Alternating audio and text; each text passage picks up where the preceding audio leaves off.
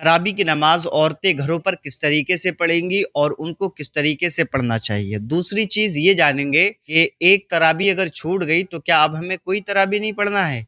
अगर एक या दो तराबी किसी शख्स की, किसी मर्द या औरत की छूट जाती हैं तो उस सूरत में वो ख्याल करते हैं कि अब हमें आगे तराबी नहीं पढ़नी है क्योंकि हमारी तो छूट गई है, और हमें पढ़ना थी तो पूरी ही पढ़ते, अब तो हमारी छूट गई, लिहाजा अब सारी छोड़ दें। तो इस चीज़ को लेकर के मैं 2-3 बातें आपको समझाने की कोशिश करूँगा। जो लोग ऐसा ख़्याल रखते हैं, वो बिल्कुल गलती पर हैं। तराबी 1 पढ़ें या 2 पढ़ें, अगर 1 पढ़ेंगे तो 1 का सवाब मिलेगा, अगर दूसरे दिन की तराबी पढ़ेंगे तो दूसरे दिन का सवाब मिलेगा, अगर तीसरे, चौथे, पाँचवें इसी तरीके से आप सारे दिनों में तराबी पढ़ेंगे तो सारे दिनों की तराबी का सवाब मिलेगा। जिस दिन तराबी आपने छोड़ दी है, तो उस दिन आपको सवाब नहीं मिलेगा। लेकिन आप सोचें कि आपकी 2 छूट चुकी हैं, अब क्या पढ़ें? तो ये गलती पर हैं। बहुत सारे ऐसे लोग मैंने देखा है, उनकी 1-2 तराबी छूट गई तो वो सोचते हैं यार अब कैसे पढ़ेंगे, अब तो हमारी छूट गई। ऐसा ना करें, 1 या 2 छूटी है ना, बाकी तो आपके पास मौजूद है भी, उनको आप पढ़ सकते हैं, ठीक है?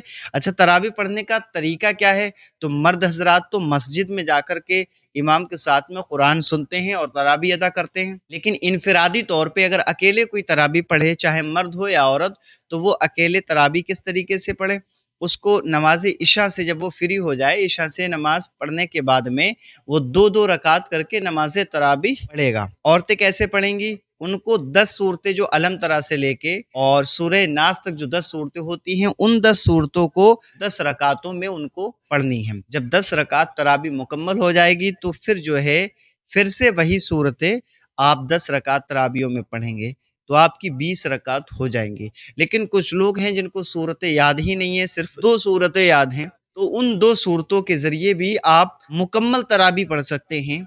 हर रकात में 1 सूरत पढ़ें, दूसरी रकात में दूसरी सूरत पढ़ें और 2 रकात पढ़ने के बाद सलाम फेरें, फिर 2 रकात की नियत बाँधें, फिर वैसे ही वो सूरतें पढ़ते चले जाएँ। इस तरीके से आप बआसानी सूरतें पढ़ कर के अपनी तराबी अदा कर सकते हैं। औरतों के लिए जमात का हुक्म नहीं है, कुछ लोग जमात करवाते हैं, वो जायज़ नहीं है, और अकेले इनफरादी तौर पे जो है घरों पे अपनी नमाज अदा कर सकते हैं।